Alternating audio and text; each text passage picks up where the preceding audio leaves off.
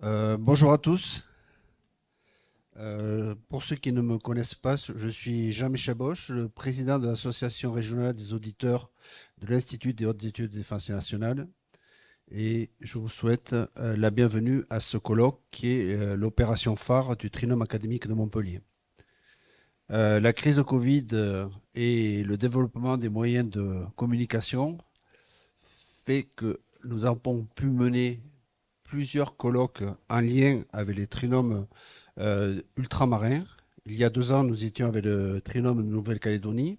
L'année dernière, nous avions eu un colloque avec le trinôme de Martinique. Et cette année, le colloque qui a été préparé par Caroline Delage traitera de la base industrielle et technologique de défense en Occitanie. Donc, je vous souhaite à tous un très bon colloque. Bonjour, donc moi je suis Marie-Ange Rivière, je suis IAIPR d'Histoire-Géographie et déléguée académique aux relations éducation nationale, défense IHEDN. Donc je prends la parole au nom de Madame la rectrice qui ne peut être là ce matin et qui vous prie d'excuser son absence. Je remercie aussi Monsieur le proviseur de nous accueillir dans son établissement. Il devrait pouvoir venir nous saluer dans la journée, mais là, il a été mobilisé par une commission d'appel. Donc, ce colloque, comme vient de le dire Jean-Michel Bosch, est un moment fort de l'action du trinôme académique, trinôme dont l'activité est essentielle parce qu'elle contribue à la formation des personnels, elle soutient les actions conduites par les équipes dans les établissements et elle permet d'organiser des rencontres entre élèves, étudiants, professeurs, militaires. Elle participe donc à la construction de la citoyenneté des jeunes par l'éducation à l'esprit de défense. Elle contribue à leur permettre d'acquérir et d'adhérer aux valeurs d'une république laïque et démocratique, ce qui constitue le premier axe de notre projet d'académie. Elle aide chacun à comprendre la nécessité, pour une société démocratique et pacifiée, de disposer d'une défense nationale capable d'assurer la protection des populations et de porter au-delà du territoire national les valeurs qui sont les nôtres. Elle contribue donc à renforcer le lien armée-nation, consubstantiel de notre République, essentiel également pour le développement d'une société résiliente.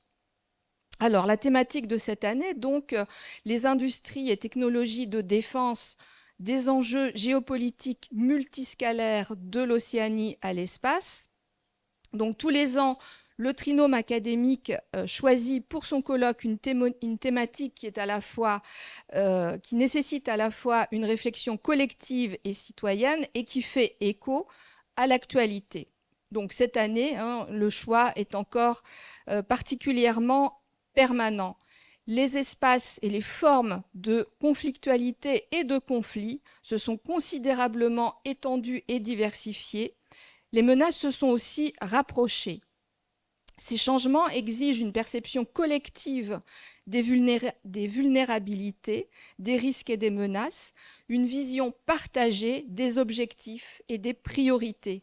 C'est une entreprise ambitieuse mais urgente si l'on veut répondre aux mutations rapides des menaces dans un contexte géopolitique incertain.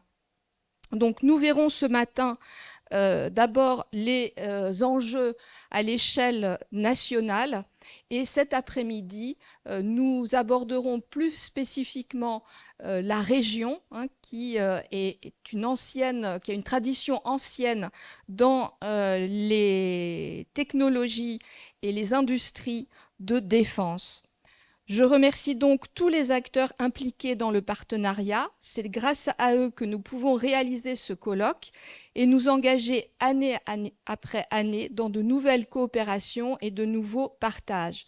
Donc un remerciement tout particulier à Caroline Delage, chargée de mission pour la défense, l'éducation à la défense, qui est donc l'initiatrice de ce colloque et qui est à la manœuvre depuis de longs mois déjà pour en faire un beau succès.